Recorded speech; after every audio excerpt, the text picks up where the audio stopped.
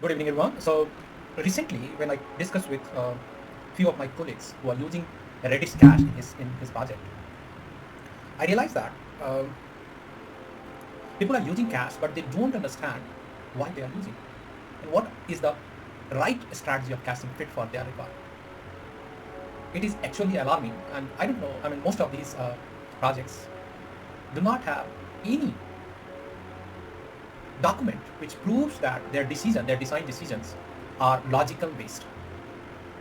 I mean, when you decide strategy, when you decide caching, you have to document well why some strategy is appropriate for your problem statement. And if you don't understand this, probably you are making such a stupid step in including caching in your project, which is ultimately dangerous for your system.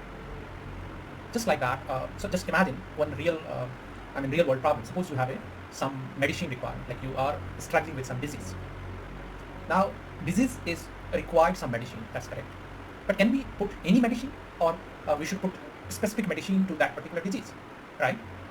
And that's why the expert of medicine, which is doctor, is important for this situation. They have to diagnose their disease first, and then according to disease, they are prescribing medicine.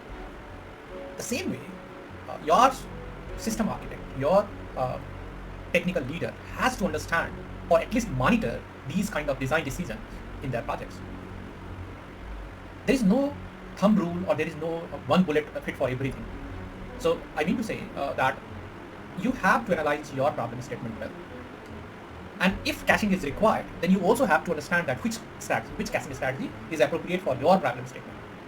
I'm pretty sure that when you analyze things, you have multiple choice occurred, and you will see that there are n number of solutions possible for your problem statement.